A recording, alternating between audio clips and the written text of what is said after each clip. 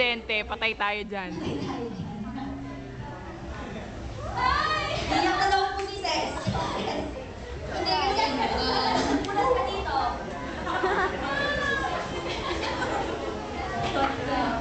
Kasi hindi ko naman talaga din in-expect na magiging director ako ng film circle.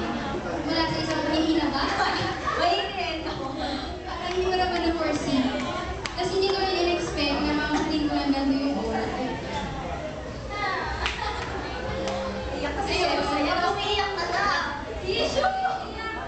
Tapos nung naging Once na lashes na matatanggalin. Tapos yun, Tissue. hindi ko naman kailangan sabihin pa na mahalin mo kayo or kasi parang as part of the executive board yung term natin, kahit ako naman yung MO. Tissue. Tapos super kinakabahan talaga ako kung kanino mapasa to. Kasi naranasan ko na feeling ang director. Alam mo yung didevote mo yung time. Iyak ka na. Kaya ka na nila tissue dito. Yung time, yung effort, lahat.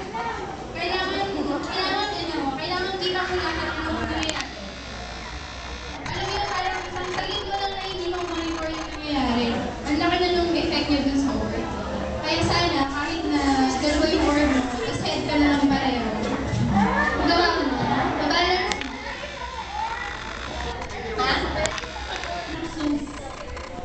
Head din siya doon. Hello.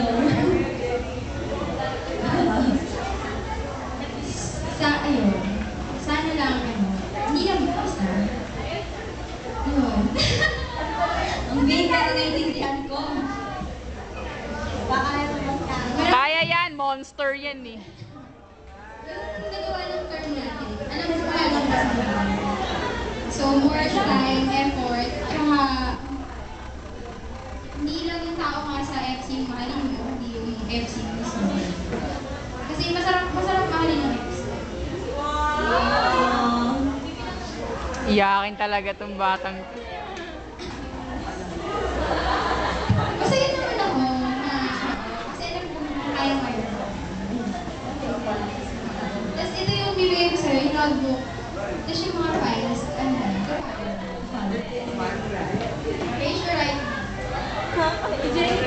Alam mo ba mag-gift pa ako?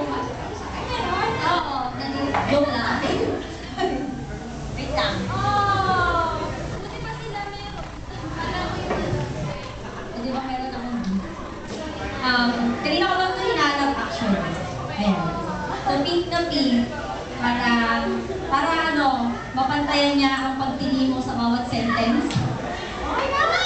Ayan. Girl na girl. Tapos, parang have fun. Maalis ka naman sa stress.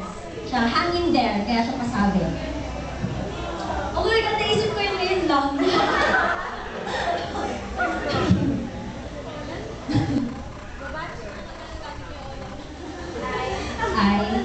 Say your name. Jennifer Maria Gutierrez. Do solemnly swear Do solemnly swear to the best of my ability to the best of my abilities to fulfill my duties and responsibilities to fulfill my duties and responsibilities